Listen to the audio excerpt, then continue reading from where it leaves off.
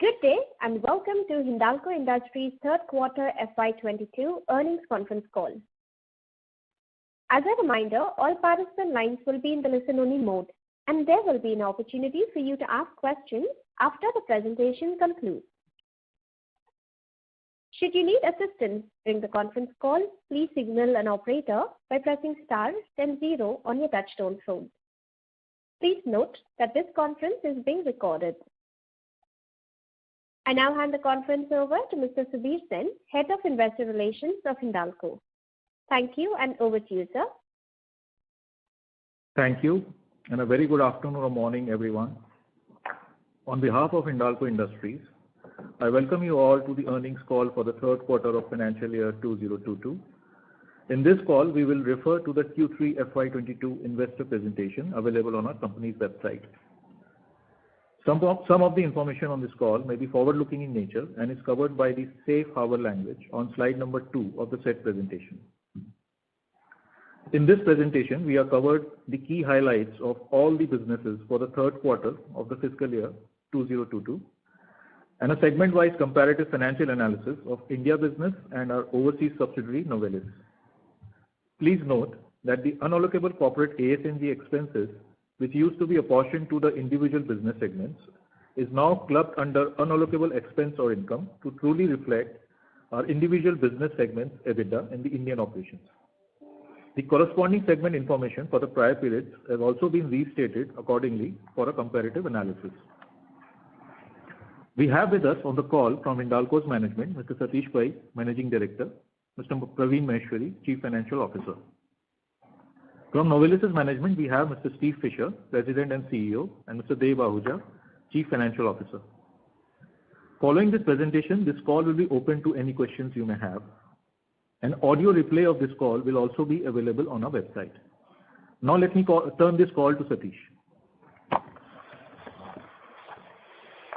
Thank you, Subir. A very good afternoon and morning, everyone, and thanks for joining today's conference call on Hindalco's earnings for the third quarter of FY22.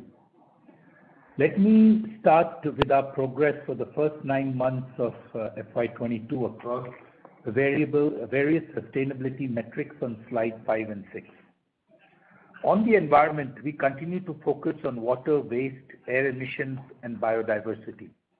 We have achieved 81% of total recycling and reuse of all waste generated in the first 9 months of FY22. We have achieved 95% bauxite residue utilization at 3 out of our 4 alumina refineries. Utkal Alumina Refinery is conducting 2 pilot pits to reuse bauxite residue for mine backfilling, of which pit 1 is ready and pit 2 is under construction. We have already applied to the Indian Road Congress for accreditation of bauxite residue as a replacement of natural material for road subgrade and embankment construction. 105% of the fly ash from power was reused year-to-date FY22. On water, our freshwater consumption in the first 9 months was 54.2 million cubic meters, with a continuous reduction in consumption of water at all locations over the years. Hindalco is adding 1 site each year to achieve ZLD, zero liquid discharge, at all sites by year 2025. On green cover and biodiversity, in line with the International Union for Conservation of Nature guidelines, we have implemented biodiversity management plans at 2 of our plants and 2 of the mines, and we are in process of implementing this at 4 of the other mine sites. The cumulative green belt at all our sites in the first 9 months of FY22 is now spread over 4,980 acres, an increase of 308 acres from the last financial year. Coming to renewable energy and safety update on slide 6, I'm happy to announce that we have reached our FY22 targets of 100 megawatts of renewable capacity. We have identified nearly 69 megawatts of renewable projects, including floating solar, wind, renewable hybrid power, etc. We are targeting to reach 200 megawatts by the end of FY25. We are also exploring emerging technologies in the space of energy storage, carbon capture and utilization, and hydrogen as a fuel. The specific energy consumption in aluminium was recorded at 82.4% in the first 9 months of FY22 from the base year of FY12. On safety, we are committed to zero harm and have been continuously upgrading our safety programs and systems to meet international standards. The LTIFR was recorded at 0.25. Unfortunately, there have been 2 fatalities recorded of contract workmen at our Indian operations in the first 9 months of this fiscal year. Coming to slide 8, on the key highlights of our performance in Q3 FY22, Novelis recorded quarterly shipments of 930 KT in Q3 FY22, which was flat year on year, as Q3 is seasonally a low shipment quarter and was also impacted by ongoing semiconductor chip shortage, unplanned downtime, and supply chain bottlenecks. EBITDA stood at 506 million, up 1% year on year, and EBITDA per ton was $544 a ton, up 1% year on year. Net income from continuing operation was 259 million, up 33% year on year this quarter versus 195 million in the corresponding period of last year.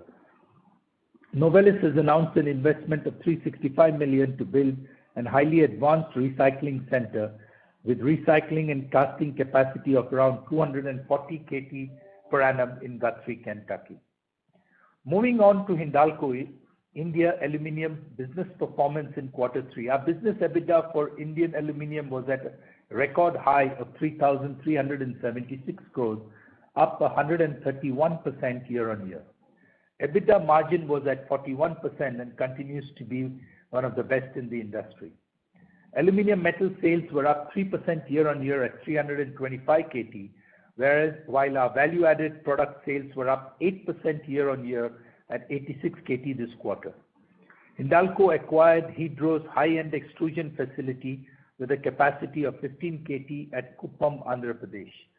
This highly specialized and customized product portfolio at Kuppam will significantly enhance Hindalco's capability in high-end extrusions. During the quarter, Hindalco successfully renewed its 5.35 million tons of coal linkages with Coal India to ensure resource security. Turning to the quarterly performance of the copper business on slide 9, all our smelters ran optimally and delivered a consistent performance in Q3. Our cathode production in this quarter was at 102 KT, up 99% year on year, while the CC rod production was at 77 KT, up 15% year on year.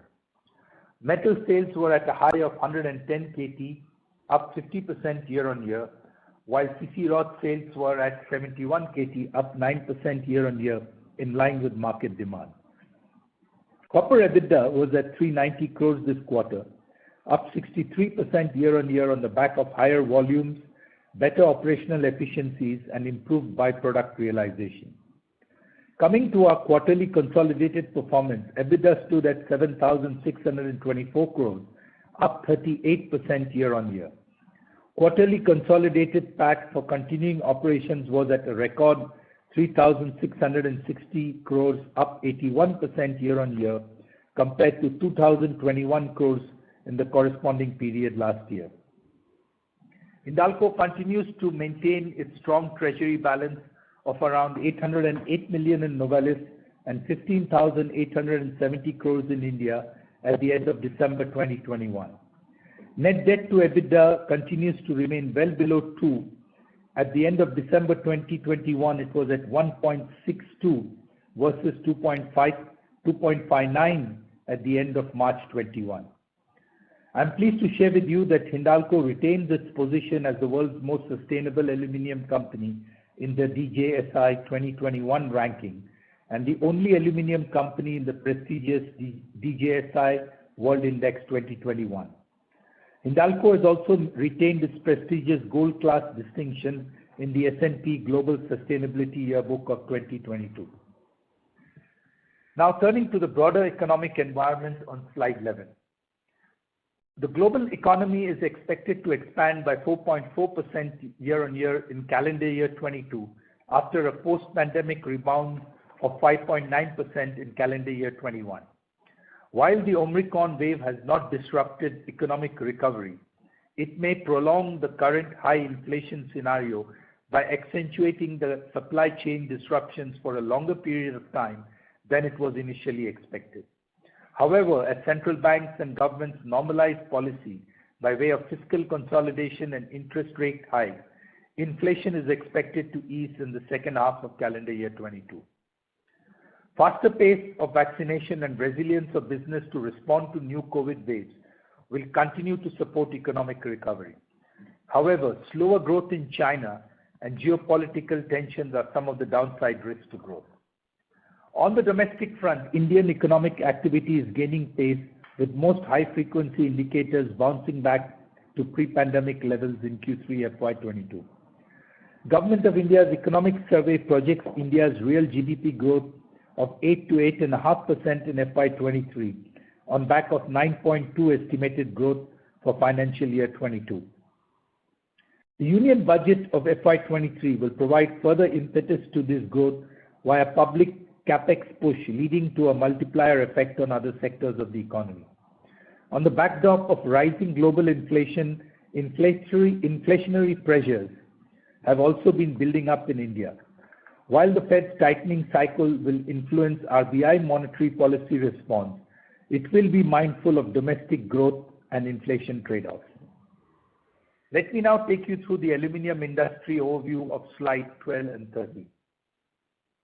In calendar year 21, the global production of aluminium grew by 4% year-on-year to around 67.5 million tons, while the global consumption rebounded sharply by 9% to 68.5 million tons. This has resulted in a deficit of 1.1 million tons of aluminium in the global market. On a region-wide split, the Chinese production increased by 5% year-on-year to 38.5 million tons in calendar year 21, whereas the Chinese consumption was up by 6% year-on-year. This was primarily driven by 60% growth in EVs and around 10% growth in installed solar capacity, which went to 53 gigawatts in calendar year 21 from 48 gigawatts in calendar year 20. This was offset by the subdued Chinese construction market and lower ICE vehicle production on account of semiconductor chip shortage. On the other hand, the overall Chinese consumption reached around 40 million tons in calendar year 21, resulting in a market deficit of 1.4 million tons in calendar year 21. In the rest of the world, production grew by 3% year-on-year to around 28.9 million tons, whereas consumption grew by 14% year-on-year to 28.6 million tons due to the low base effect. This led to a small surplus of 0.3 million tons at the end of calendar year 21. In Q4 of 21, the overall world production reported a marginal growth of 1% to around 16.8 million tons, while consumption was flattish at 17 million tons, leading to a market deficit of around 0.2 million tons. The Chinese production fell by 2% year-on-year to 9.5 million tons due to the power rationing and an accident in Yunnan. Consumption faced some headwinds from lower ICE vehicle production and softer construction demand. This led to a consumption degrowth of 1% year-on-year to 9.9 million tons in Q4 calendar year 21. As the production was lower than the consumption, the Chinese market was still in a deficit of 0.4 million tons in Q4 of calendar year 21. In the rest of the world, despite some smelter production cuts due to rising energy prices, the overall production grew by 4% year-on-year to 7.4 million tons this quarter. Consumption expanded by 5% year-on-year, reaching 7.2 million tons, supported by the vaccination-led economic recovery and strong packaging growth. Consequently, the markets were in a small surplus of 0.2 million tons in Q4 of calendar year 21. As the global markets remain in deficit with rising global consumption and low inventories, the global aluminium prices continue to grow to $2,762 a ton in Q4 calendar year 21, from an average of $2,648 per ton in Q3 calendar year 21. This rally in aluminium prices in calendar year 21 was driven by power shortages production cuts, and depleting global inventories.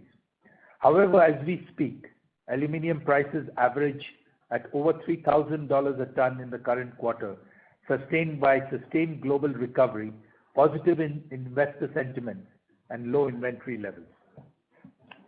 Coming to slide 13, the domestic demand for aluminium is likely to reach 1,033 KT, a 1% growth year-on-year and a 10% growth sequentially this quarter. This is mainly attributable to a broad-based sustained recovery across all the sectors. The building and construction sector is witnessing a recovery in demand on account of government spending on projects like AIIMS, metro stations, the IITs, airports, railway stations, etc. A higher demand for aluminium in the consumer durable segment is witnessed with the penetration of e-commerce in India. The aluminium packaging demand continues to rise in line with growth, especially in the pharma sector. Despite the slowdown in automotive production due to semiconductor shortage, scrap imports increased marginally by 3% year-on-year as other domestic producers are exporting higher quantity of alloy ingots to China. The domestic sales of primary producers increased by around 10% year-on-year to 419 KT this quarter. Moving to slide 14, the global FRP demand is expected to grow by 6% in calendar year 22 versus 10% growth in calendar year 21. The market demand for beverage can sheet is estimated to grow by around 5% in calendar year 22. Increasing demand of cans is driven by increasing can share as a sustainable packaging option for most beverages. The automotive segment is estimated to grow by 20% in calendar year 22 by new program adoption and increased consumer preference for SUVs, pickup trucks, electric and premium vehicles. The semiconductor shortage uncertainty continues to impact OEM production and auto sheet demand. The demand in specialties is expected to grow by around 4% in calendar year 22 with strong customer demand across markets including building and construction, consumer electronics, container foil packaging, and EV battery enclosures. The aerospace segment is expected to grow by around 30% in calendar year 22 as order bookings are now improving with the resumption of air travel. However, the recovery in this sector could be a bit uneven. The domestic FRP demand is expected to grow by 9% year-on-year this quarter, while it is expected to grow 17% sequentially due to the seasonal impact. Demand remains strong in packaging, consumer durables. DNC demand has now improved due to government projects. However, the auto sector continues to face headwinds due to the chip shortage. Turning to the global copper industry on slide 15.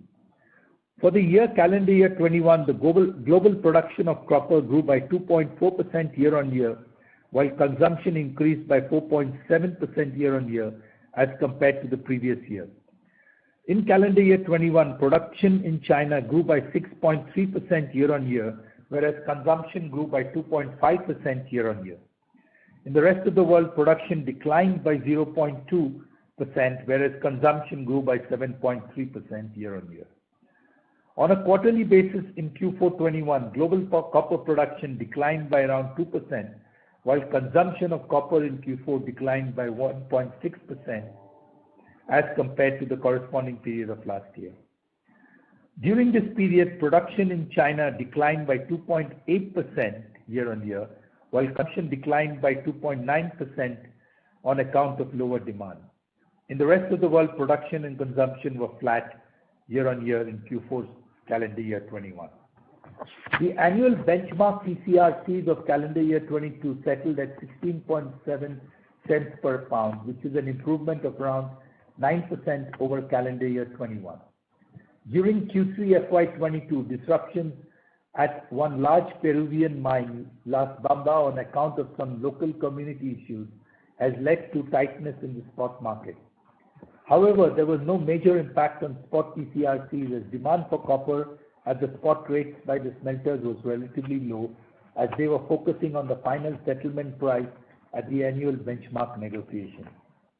The spot TCRC during the quarter was around 15.7 cents per pound compared to 14.6 cents per pound during Q3FY21.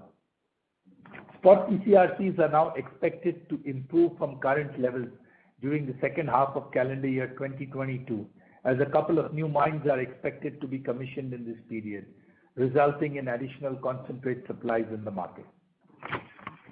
Coming in Q3FY22, the overall domestic copper market declined by 2% year-on-year at 162.80 on account of low demand in segments like DNC, railways, transformers, consumer durables, etc. Imports too declined by 36% year-on-year. On a sequential basis, the domestic copper demand was almost flat, while imports declined by 12%. The trend of operational and financial performance for each of our business segments this quarter and that of the corresponding period of last year are covered in further slides and annexures in this presentation.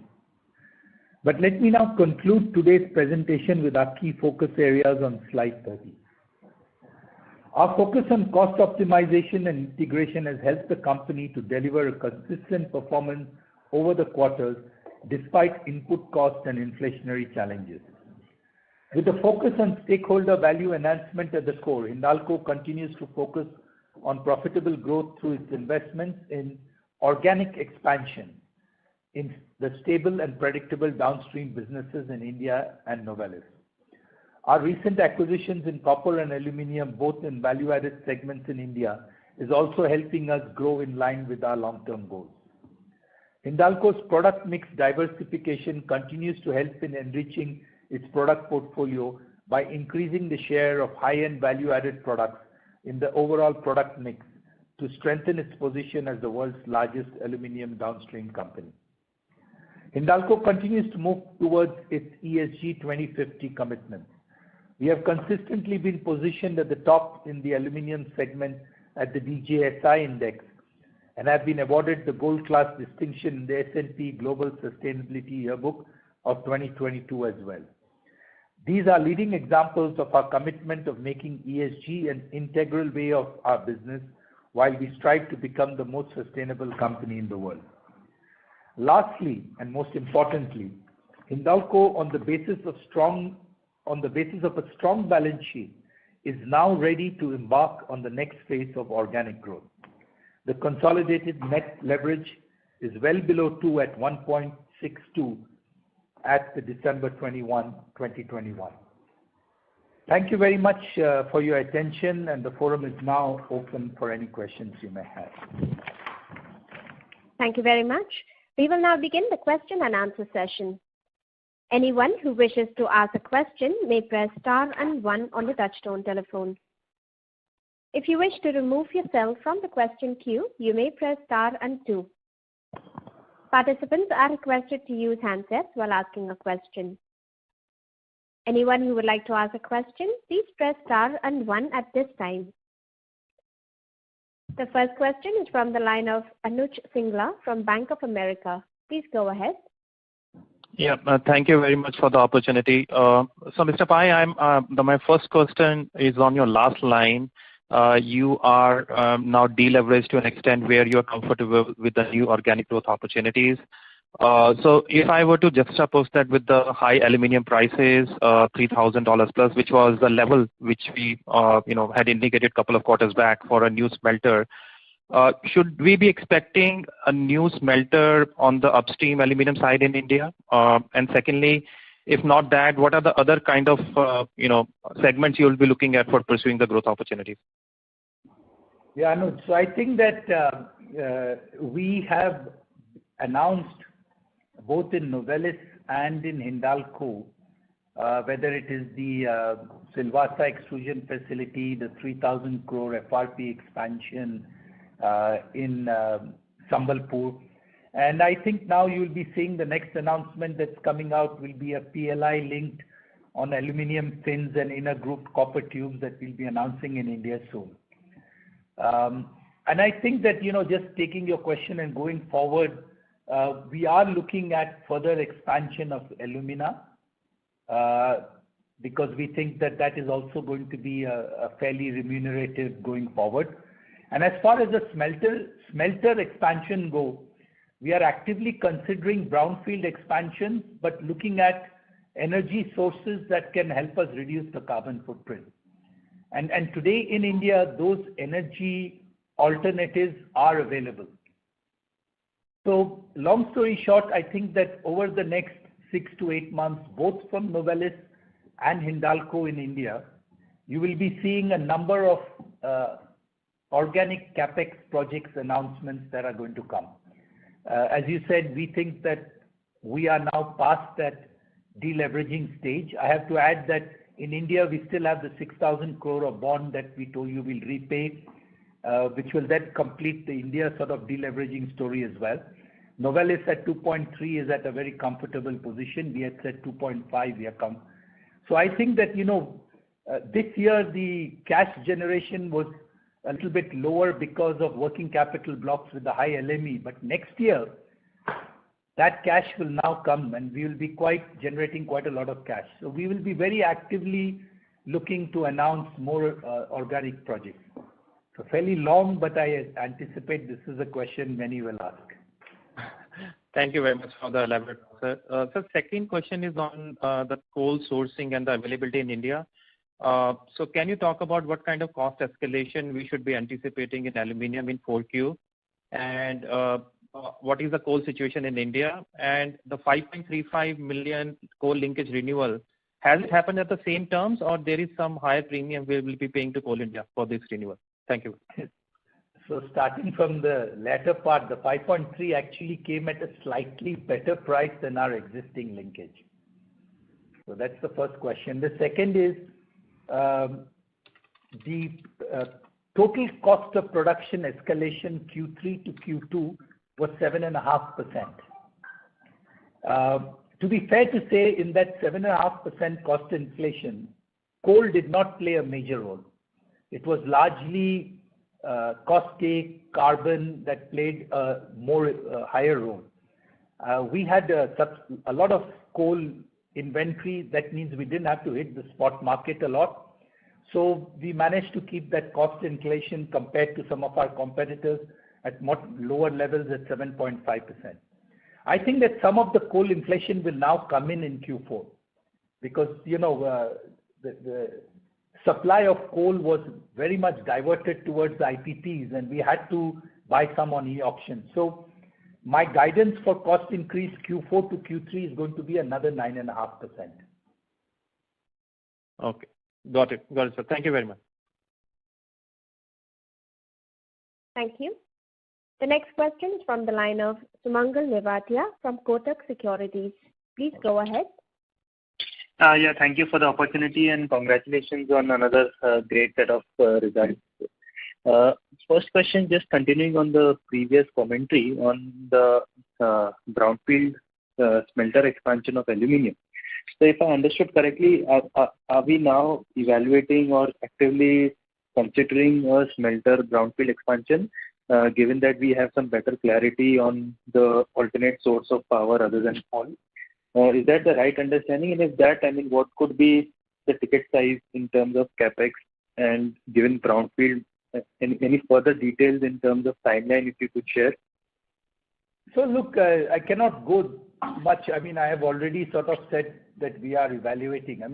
We had always said that, both in Aditya and Mahan, we have sufficient land, water, and all the other things. So we are evaluating that. As I said, the largest part of the evaluation is around the energy source. So for example, in Aditya, we'll soon be connected to the 400 kV grid, which allows us now, as you know, a lot of people are providing 80-85% renewable power on the national grid.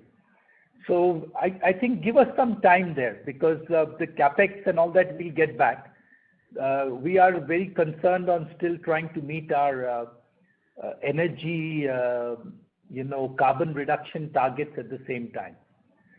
So please bear with us for another quarter or so when we finish our evaluation. Understood. Got it. Second, sir, is it possible to share our hedge position and outlook on the aluminium. Yes. So I think that, compared to last quarter, the only thing that we have done now is we have added for next year another 60 KT at an average of $3,000 a ton.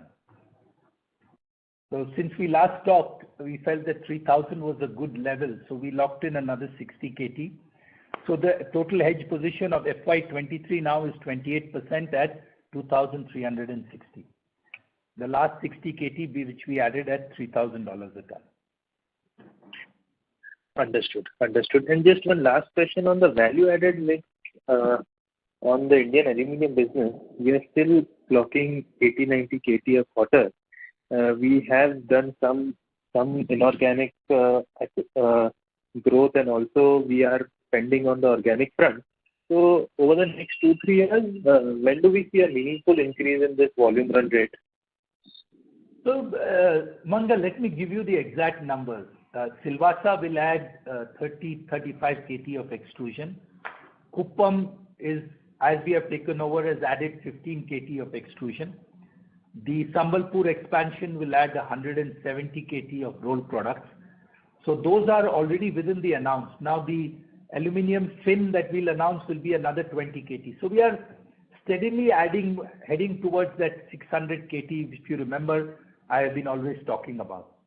So many of those projects now capex approved, statutory clearances. Silvassa, by the way, the first press should be commissioned by December of this financial year. Understood. And what should we expect in terms of margin or profitability delta from these value addition? Maybe around $150-200. Is that a broad range? Yeah, I think more towards 200. And I think that we will probably be starting to break out the downstream EBITDA probably from Q1 of next year, Sumant. Okay, that will be great. Thank you so much, sir, and all the best. Thank you. Thank you. Ladies and gentlemen, in order to ensure that the management will be able to address questions from all participants, we would request you to please limit your question to 2 at a time. Should you have a follow-up question, please rejoin the queue. Thank you. The next question is from the line of Pinakin Parekh from JP Morgan. Please go ahead. Thank you very much, sir. So my first question goes back to the smelter. Now, over the past few quarters, Hindalco management has been consistent about not wanting to focus on upstream aluminum and not wanting to add smelters. Even in fact, the last capital allocation day, management clarified that all the capacity additions and capex would be in downstream in India versus and Novelis. Now, while you did mention about renewable energy and everything, ultimately the smelter economics would be a function of LME prices. So what has changed for management to be open to considering a smelter addition, even though if it's not decided yet? Because the issue is that by the time the company starts working on a project, even if it's a brownfield expansion, it could easily take 3 years for the project to be fully up and running. And we don't know what happens to aluminum prices after then.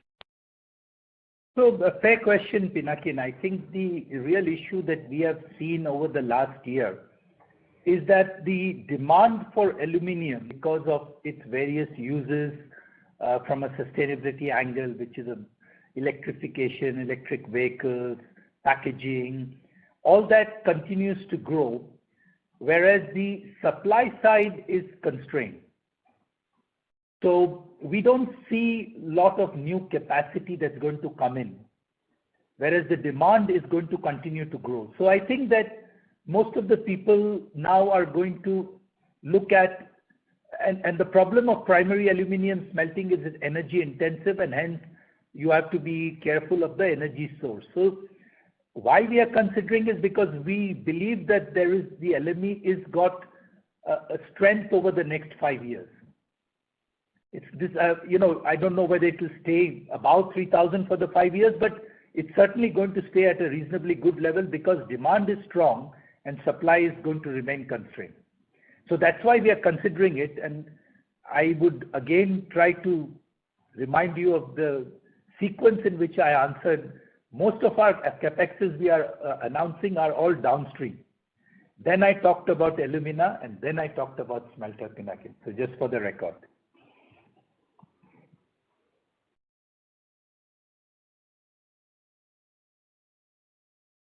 Any other question, Mr. Parekh? Yes, just to clarify, this point in terms of the smelter. I mean, we understand that management is not finalized anything, but between the two variables which will go into the decision-making process, one is the aluminum price outlook, which as you now believe is very strong, and the second is the energy source. Now, if the energy source non-coal is not available, would it mean that the smelter expansion will not be considered even if it's a high LME aluminum price environment? So Pinakin, I am considering it because I have got offers for non-coal energy. So it's not a quote-unquote variable anymore. The point that we are looking at now is how will it work, what is the landed price, because sometimes it has to be wheeled from outside the state. So it's not a question of if there is no coal or not. We have firm offers for energy to be delivered at 85% renewable in front of us. Understood. And I think you have seen that in the market. A lot of players are providing that. So they balance it out with about 15% thermal. And with our installed capacity of power, which means that I'm not adding any more new carbon, I could be able to balance and do brownfield expansion. Understood. Makes sense. And so last point just being that you mentioned that 60 KT of hedging has been done on $3,000 aluminum. Now, sir, given that where prices are and given that 1.3 million ton per portfolio and only 28% volume being hedged, why would the company not consider more volumes to hedge at $3,000? Does management believe that aluminum prices should even rally further from here over the course of the next 12 months? So two points there. I think that first of all, Pinakin, the aluminium curve is in a huge backwardation. For us to get this 60 KT at 3,000, the aluminium had to cross that 3,200 for us to get 3,000. Okay. Because of the backwardation. And in fact, if you go to FY24, which I think yesterday we did about 6,000 tons, with small amount to get 3,000 was very difficult. So the curve is in a huge backwardation. That's first. The second thing is, yes, in the next 3 to 6 months, aluminium prices could go higher because of various reasons. One being geopolitics, which is happening in Europe, as well as, very constrained aluminium in China. So yes, it could go higher. So that's why we had put ourselves that we need to get at least 3,000 before we look at it. And we rather keep it a little bit open now, because when you are in a backwardation curve, then every quarter itself is a good. You don't need to overexpose yourself. Understood. Thank you very much, sir. Thank you. The next question is from the line of Prashant Kumar Kota from Dolat Capital. Please go ahead. Hello. Good evening, sir. Thanks for the opportunity and congratulations for a good set of results across the board. Sir, my question is regarding the fear for carbon and decarbonization story. To better express myself, I'll ask my question with a small example. So there's a housing colony where there are two families, family I and family W. Family I is agricultural, historically been into agriculture. Now they have 5 sons who have all grown up. One is into banking, one is into IT, one is in a small scale enterprise, one is in garments, small garment export, things like that. And with a lot of struggle, just now they bought a second-hand car for a family car, which is probably more polluting. In the same house neighborhood, there is family W, which is since 90 they run a huge industry. They also had a huge rail business and a transportation business. They generated a lot of emissions over the last 50, 60 years, but they've become very, very rich now. And since it's the same community, same neighborhood, now W says to I, we are very rich, our tolerance to any kind of pollution, etc. is very low, so you better not buy that, you better scrap your old car and buy a 1 crore Tesla EV or something. And it's literally being forced upon family I. So now coming back to the larger frame of things. So family I is India, W is the West, and the housing colony is Earth. Sir, we have just, India as a whole and even aluminum sector in India, we have just started to make some money. We are just starting to, move out of that poverty. And still we have so many death due to malnutrition, this, that, etc. And livelihoods is still a big thing in India. So should we be bogged down by the demands of the West? They have been polluting 1960, and we have just started to pollute. So should we not see the cumulative pollution they have done over? And we should not restrict ourselves. No, I understand. I understand what you're trying to say, and I understand the point that maybe. But you see, the problem is that Hindalco is a large multinational. 50% of our metal gets exported to international countries and international companies. So I don't think, and by the way, the positioning of Hindalco and its subsidiary Novelis, which is more than 60% of the combined company in the international world, is from a sustainability angle, is very important. So I get what you're saying, and that's why I think that some of our Indian competitors who don't have such compulsions have already announced large smelter expansions. So it's not that in India some people will not do it. Though I personally believe that it doesn't matter whether you are rich or poor. I think that environment is something that all of us should be concerned about. But let's forget that philosophical thing. I think for Hindalco, we are one of the largest and most reputed aluminium companies in the world now, with international customers, international shareholders, and hence our sustainability positioning is important.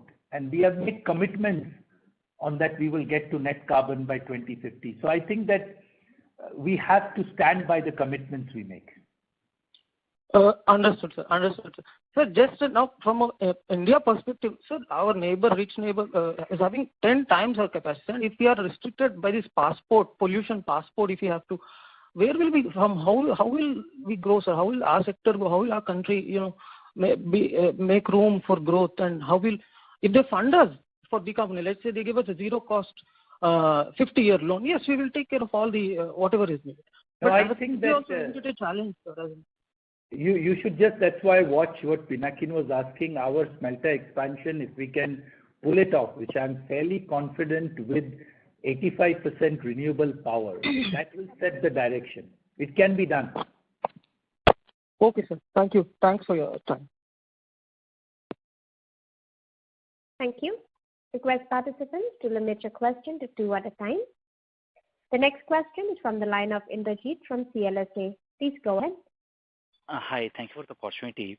Again, going back to the growth outlook, between aluminum and alumina, how do we see the tightness of the market? Because as you mentioned, you would first consider alumina, and we are anyway long alumina right now.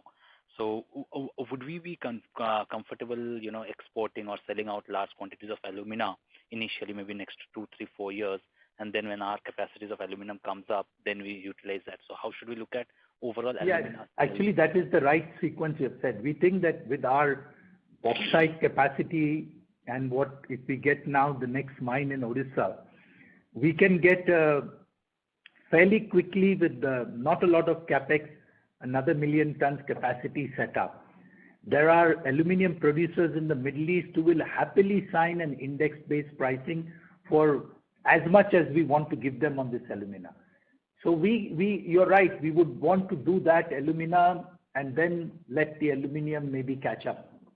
Yes. And it will all be at Utkal only, right? The entire expansion. Well, it will be in Odisha. Okay.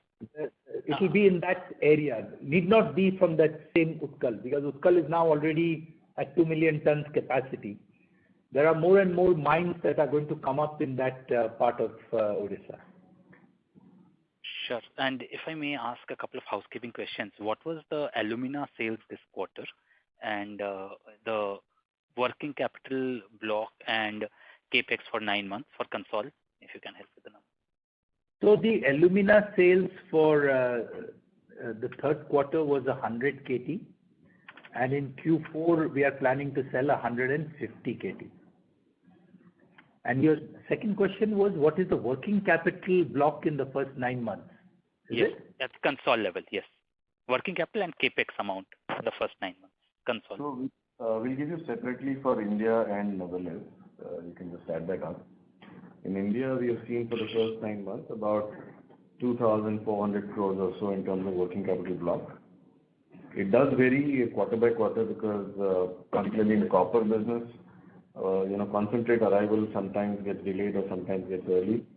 So it does change based on that. Aluminum working capital by and large goes along with the cost increases and so on. But I can assure you that quantity-wise, I don't think we block unnecessarily any working capital anywhere. So primarily any working capital changes reflect the rate changes that take place. On the capex side, this year has been a little slow in terms of cash outflow. We have spent about 1,000 crores in India on capex so far, but I think we intend to catch up in the last quarter because some payments are due in the last quarter. The total guidance for the year would be not more than 2,000 crores for this year.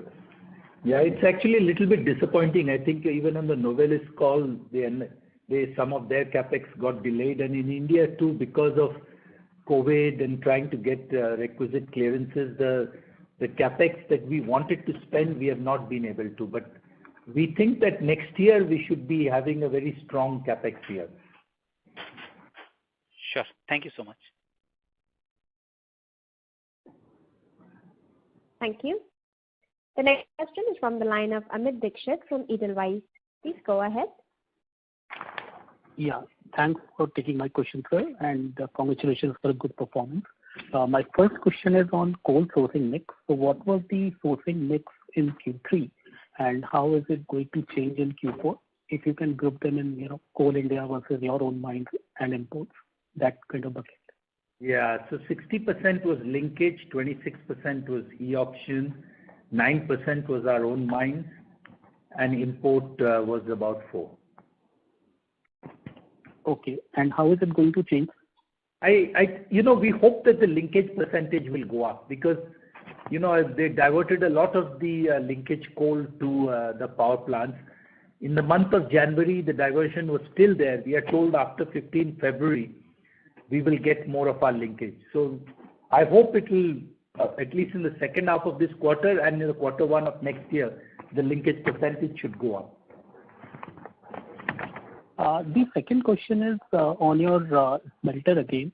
So are you only open to setting up a smelter or brownfield expansion in India and not looking at greenfield, let us say smelter elsewhere where, the renewable sources are available or at least, the lesser carbon footprint sources are available, for instance, in Middle East?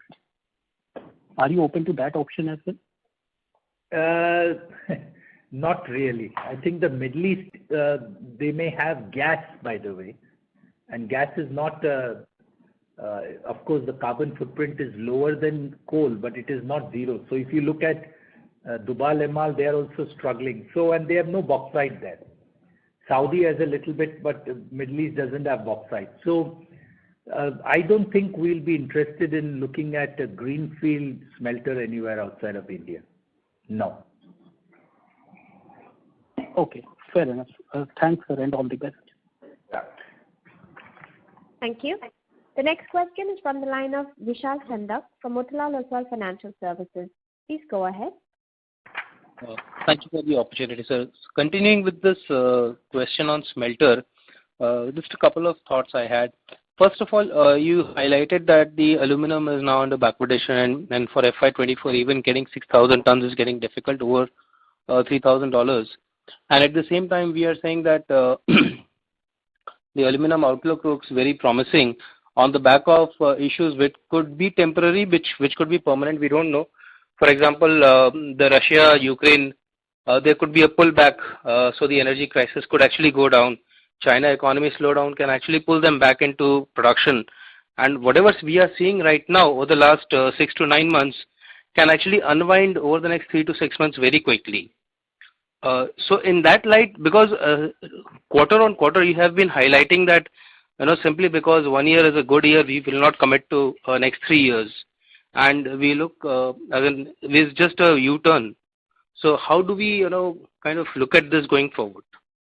So first, I want to tell you, when I talk about the capex, I came to this at the end and I said I'm evaluating it. So it's not a U-turn. All my announced capexes are all downstream. But I think that it makes sense for me to at least evaluate the economics. And as I told to Pinakin's question, I don't think that just the Ukraine thing sorting itself out, or the production will grossly increase, because China has been very clear on its ESG commitments and is not increasing capacity. So people are saying that China will never produce more than 40 million tons of aluminium. And in fact, people are actually saying China will go into deficit. So I don't think that in the longer term, there is going to be new supply coming in that easily. So there could be strength in aluminium for the next few years, and which is why I think that we should evaluate it. I don't want to give the impression on this call that we have decided to do a smelter expansion, not really. We are evaluating it. Whereas the downstream projects are being rolled out as we speak. So, because my point was more from China perspective. 2 days ago, China rolled back the peak emission deadline for steel industry from 2025 to 2030. So, given the slowing economy, so they gave them 5-year breather. That means steel production in China should essentially move up. If we see something like this on an aluminum front, the whole thesis of aluminum being a scarce commodity and the pricing should move up falls. But I understand you're still on the drawing board stage. So the second question was, how about looking at smelters in places where you have renewable hydro power, etc., like Scandinavian countries, or having alumina over here and then smelting over there. Does that as an option, or doing smelting under Novelis where cash flows are really very strong? Was that also an option being discussed? No, not with Novelis. And by the way, just take a look at the EBITDA per ton of Norsk Hydro even now with $3,000 LME prices. So yes, they have hydropower that is cheap, but every other thing costs 5 times more. So I don't think if you walk in today, you're going to get a new power agreement at those prices. The reality of Iceland, Norway and all is that there are no new smelter projects being announced there. Why? If they have excess hydropower and they're green, why is Norsk Hydro not announcing any expansion? They are a Norwegian company because they don't have more hydro. That was a historical thing that they had. Number two, there are various ESG studies that have come out that if you put new hydro capacity by damming or something, you actually create more environmental damage. So I do not think you're going to get new hydropower being installed that easily as well.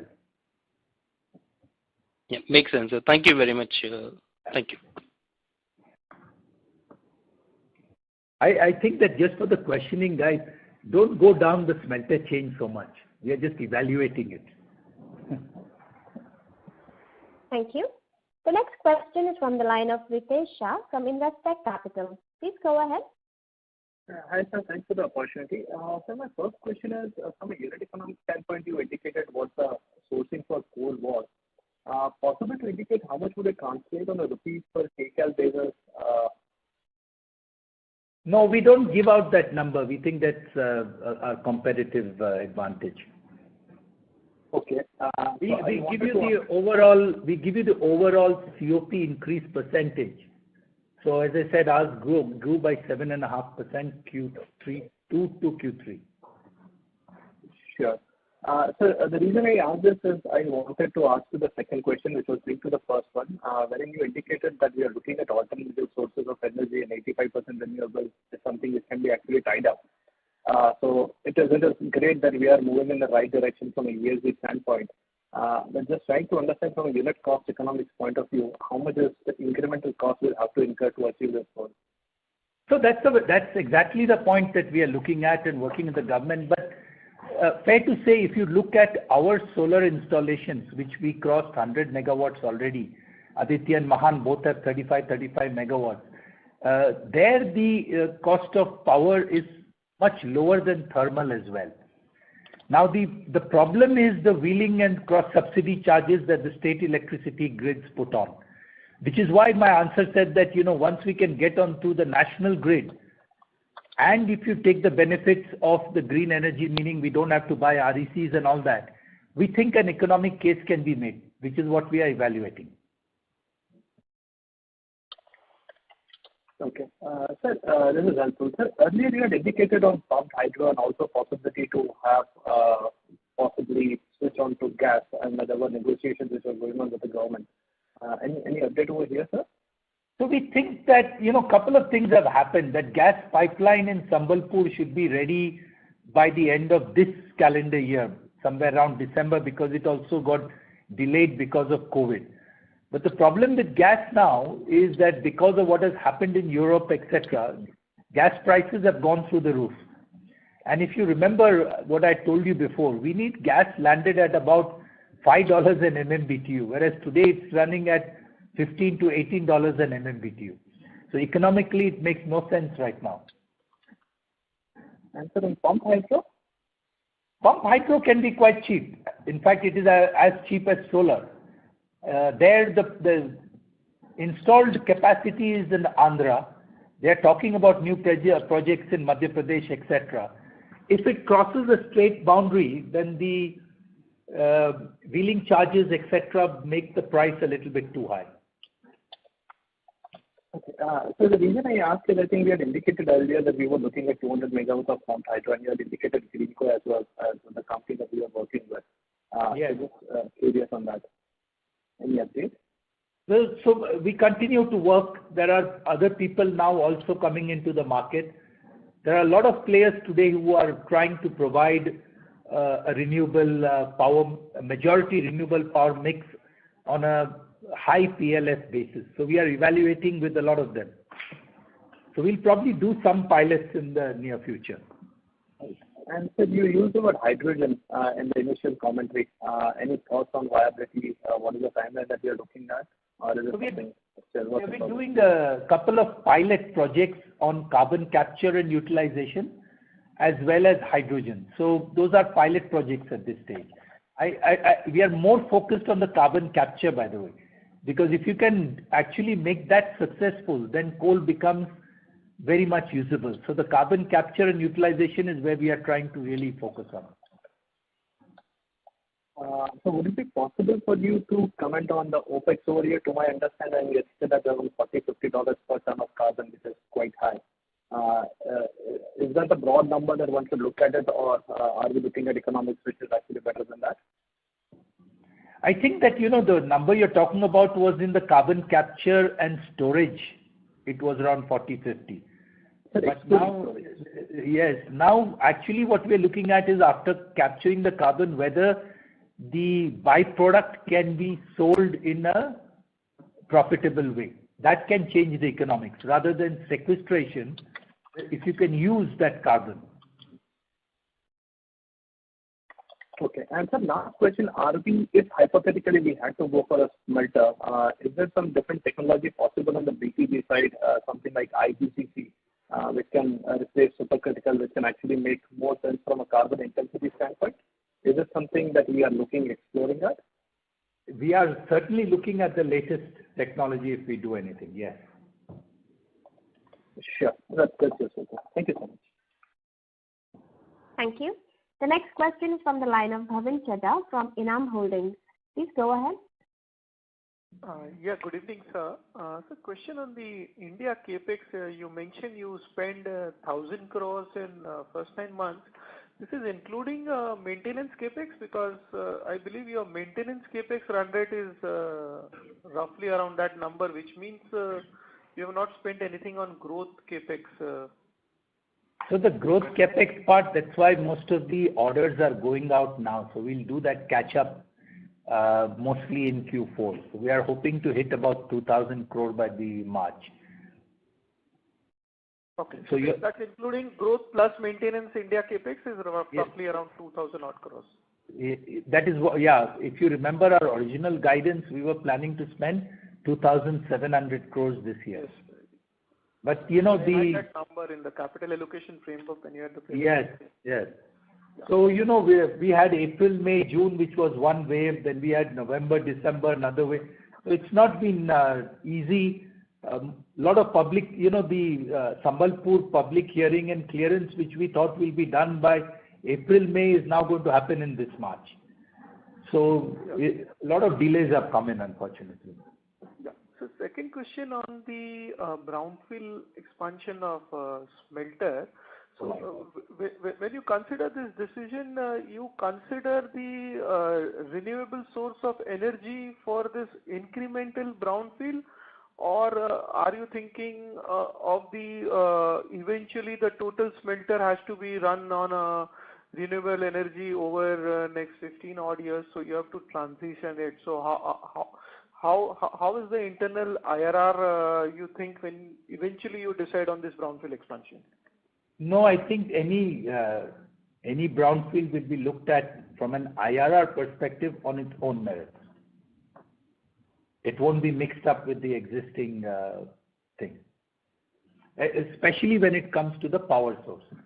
As I said, we already have land, we already have water, we have already got logistics, we have all the rest is a, sort of a positive.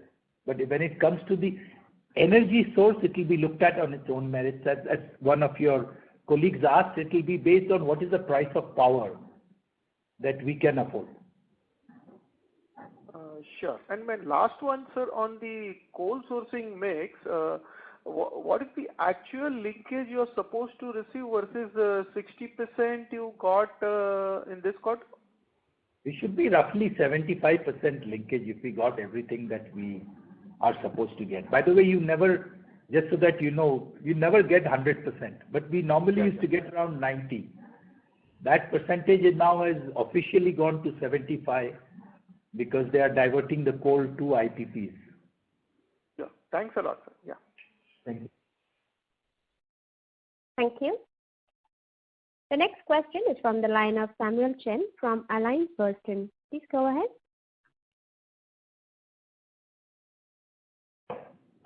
Hello, Samuel Chen, your line has been... Hello? Yes, we can hear you now. Good, awesome. Thank you. Thank you for your time, and I promise I won't ask another smelter question. So just a couple quick ones. That's right. Couple quick ones. You mentioned about the eventual goal of getting to about 600,000 tons for the downstream aluminum in India. I think my rough calculation was 320 annually right now, maybe a little more than that. And then you bought a 15,000 tons on hydro. Can you kind of lay out like what's the pace? Is this going to take about 2 years, 3 years to get to 600,000 tons? If you can give me a timeline, that'll be great. Yeah, I think your 320 number is right. I think that we will get to that 600 in 3 to 4 years. Because and that's more or less even, right? Sorry? That's more or less kind of even pace, right? So that's about 280 over 4 years. So we're looking at about 60, 70 coming up every year. Is that the pace? No, when the Sambalpur expansion happens, that's 170 KT, which we should be able to commission probably within the year. So you're going to see a sharp jump when that project commissions. Okay. All right. Thank you. That is very helpful. Second question is also fairly simple. Vodafone Idea is continuously looking for money. I know it's all part of the group, and you guys own about 2.6%. Can I assume that you guys will automatically subscribe to that to your 2.6%? No, first our chairman, I think, has publicly been on record that Hindalco will not be investing in Idea anymore. Okay. All right. Thank you.